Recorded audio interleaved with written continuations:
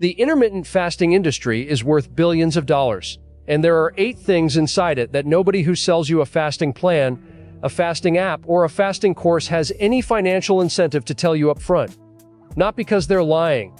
Because the moment you know these things, you stop making the mistakes that keep you coming back, buying more, and blaming yourself instead of the gaps in what you were taught. I spent months until I started finding the information that lives behind the beginner advice everyone repeats. And at least 2 of them, I promise, you are actively doing wrong right now without realizing it. Quick heads up, always consult with a healthcare professional before making significant changes to your diet or fasting routine, especially if you have underlying health conditions. What I share here is educational, not personalized medical advice. Now let's go. Look, I've seen this play out hundreds of times. Guy commits to fasting, does the research, sets his window, hits it every day like clockwork. Week 1, something shifts. Week 6, completely stalled, wondering what the hell went wrong. Convinced his body is broken. It's not broken. He just never got the complete picture, and that's not his fault, because the fasting industry has a financial interest in keeping that picture fragmented. The more confused you stay, the more you buy. Here are the 8 things I wish someone had handed me before I wasted months doing this wrong. Some will feel obvious in hindsight, and that's exactly what makes them frustrating. They should have been told to you on day 1. Pay attention through all 8, because the one silently killing your results right now, it's probably not the first one, it's number 4 or number 6. Stay with me. Fasting is not a free pass. The way it's packaged and sold, you'd think the window is the whole game. Hit your 16 hours, eat whatever fits in your 8, watch the fat disappear. And a lot of guys are living that promise, wondering why they look exactly the same as when they started. You know what I'm talking about, right? You're hitting the window, but the food inside is still processed, still loaded with refined carbs. And your body doesn't care you fasted 16 hours if you then flood it with the exact hormonal environment that stores fat. Think of it this way, fasting is the engine. Your food is the fuel. You can have the most disciplined window on the block, but bad fuel undoes it. Whole food proteins, vegetables, healthy fats. That's not diet culture religion. That's just respecting the work you put in during your fast. But here's where most guys make their first big mistake with food, and it's not what they eat, it's when. And that leads directly into the next thing nobody tells you. This one shifts everything when it clicks, and almost nobody mentions it until you've already wasted months wondering why your mornings feel like nothing's happening. The meal you eat before your fasting window doesn't just affect that meal. It sets the biological starting conditions of your entire next fast. Sound familiar? Eating a big dinner, waking up fasted, and feeling like the first few hours are just dead air? That's exactly what's going on. A high-carb dinner maxes out your glycogen stores. Think of it like the cash in your wallet before your body goes to the bank. So when you wake up fasted, you're not burning fat yet. You're spending the first 4 to 6 hours burning last night's pasta. The real window gets pushed way back. Shift that last meal toward more protein, healthy fat, lower refined carbs, and you wake up with glycogen partially depleted, insulin already trending low, and your body ready to slide into fat-burning territory much earlier. Same window length. Completely different starting point. Look, I've put together a complete fasting guide in the pinned comment. What to eat, when to eat it, and how to set up your window so you're actually burning fat from hour 1 instead of spending half the fast clearing last night's dinner.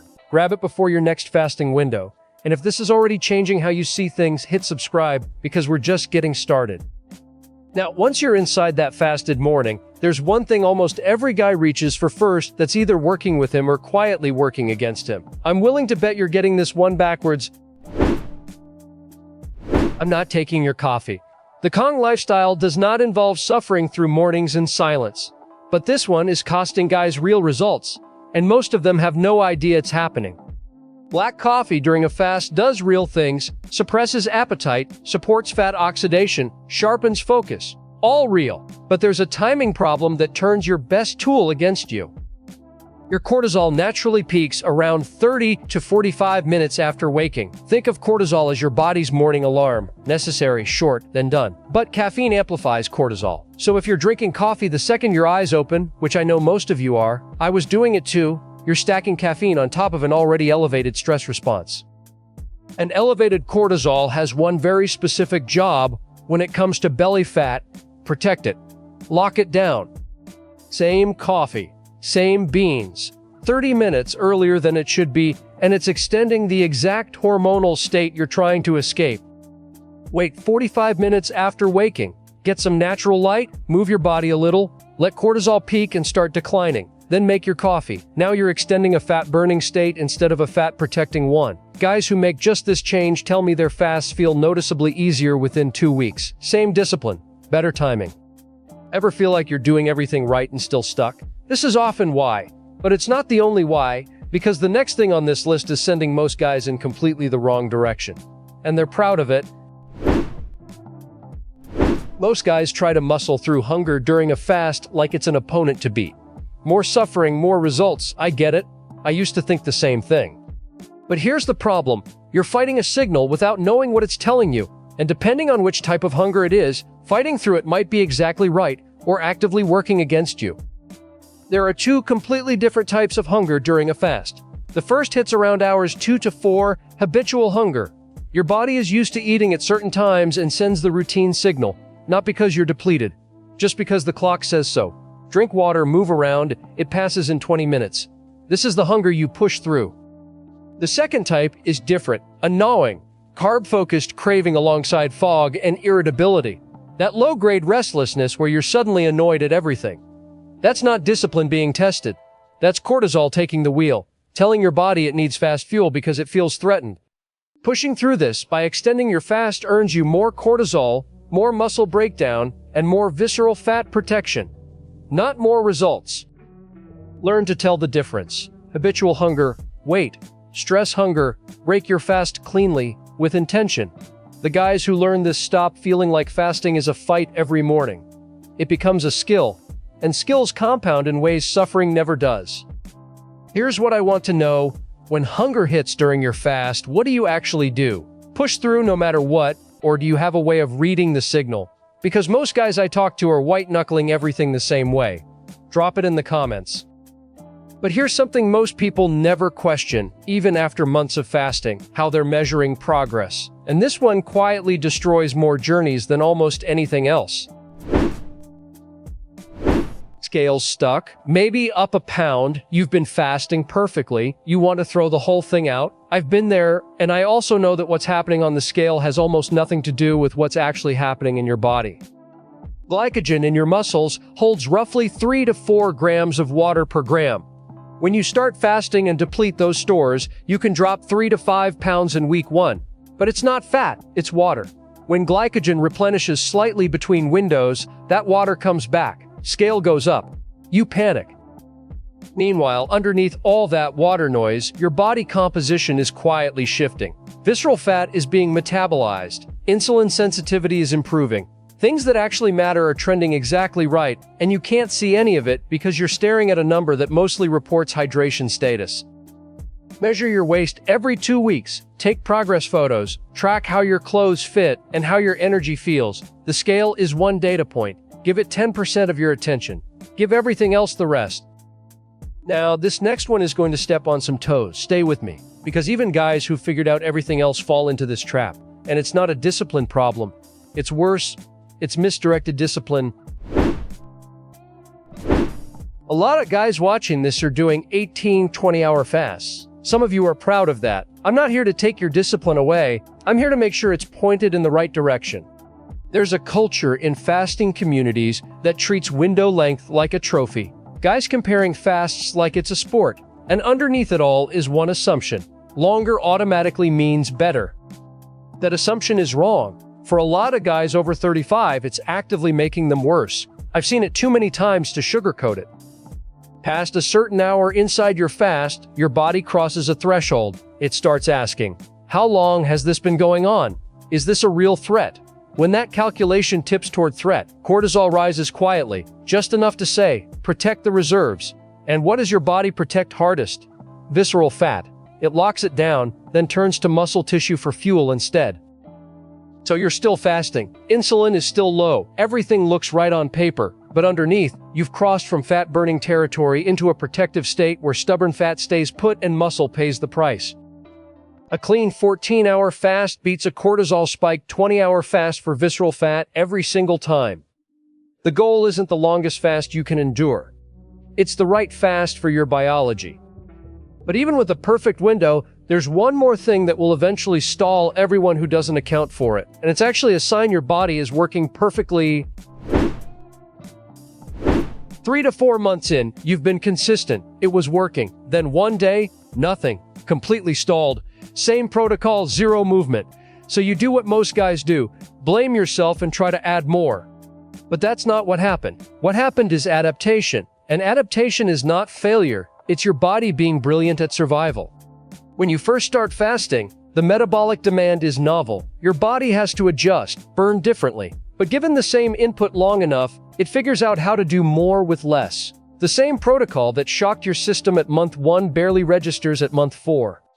The guys who get long-term results treat their protocol like a living document. They shift eating windows periodically. They cycle carbs across the week. They adjust workout timing relative to the fast, not chasing the next shiny thing, but understanding that the body responds to intelligent variation by adapting, just like it does to everything else. If results have stalled after 8 to 10 weeks of the same protocol, change one variable deliberately. See how your body responds. That's not inconsistency. That's strategy. That's the gorilla mind applied to fasting. Everything we just covered, the window, the timing, the signals, the adaptation cycle, it's all compiled in the pinned comment as a ready-to-use protocol. No need to rewatch or take notes. Grab it, apply it to your next window, and start paying attention to what your body is actually telling you. And if you want to keep going deeper on what's really happening while you fast, subscribe. And strategy matters even more for the last one, because this is the thing nobody talks about in fasting content. Not because it's not important, but because it doesn't sell supplements. I've watched guys with perfect protocols, perfect windows, perfect food, perfect timing, quit within 3 months. Not because the biology failed them, because the mental weight of it did. You know the feeling, the constant awareness of what you're not eating, the social friction, the guilt spiral when you break early, and the all-or-nothing thinking that says if you broke today, the week is ruined. That's not weakness. That's what happens when you treat fasting like a test instead of a skill. When the psychological pressure builds, guys do one of two things. They restrict harder to prove they can handle it, which spikes cortisol and makes results worse. Or they quit entirely. I've been there on both ends of that. Neither works. There's a third option nobody promotes because it doesn't make a dramatic transformation story. Flexible consistency. A 14-hour window you hit 6 days a week for a year will destroy a 20-hour window you held for 6 weeks before burning out. Compounding is the whole game. Miss a day? Reset tomorrow. Broke early? Break it cleanly and start again. Had dinner with people you love? Worth it. Come back to the window tomorrow. Your body is not so fragile that one detour undoes your progress, but your psychology can take a hit if you treat every detour like a disaster. The Kong lifestyle has never been about doing the hardest version of something. It's about doing the smartest version consistently enough that it compounds into something real. Fasting is a tool for freedom, not a prison. The moment it starts feeling like a prison, something needs to change. Not your willpower, your approach. 8 things. Not one of them required a new supplement, a longer window, or more suffering. What they required was the complete picture before the confusion set in. The food quality inside your window, the night before preparation that sets up your morning, the coffee timing most guys are getting backwards, how to read hunger signals instead of fighting all of them the same way, why the scale is lying while your body does exactly the right thing. Why fasting longer is sometimes the fastest way to worse results. Why adaptation is coming for everyone, and how to stay ahead of it, and why the psychological layer is where most fasting journeys actually end. You now have all 8, not as a checklist, as a complete map. So when something stalls, you know which lever to reach for instead of starting over. The full protocol is in the pinned comment: what to eat, how to time your window, how to read your own signals, and how to adjust when things stall. Grab it before your next fasting window. And if this video just changed how you see fasting, subscribe, because this is exactly the level we operate at here. Gorilla mind. Know the game you're playing. Go focus on the carcass.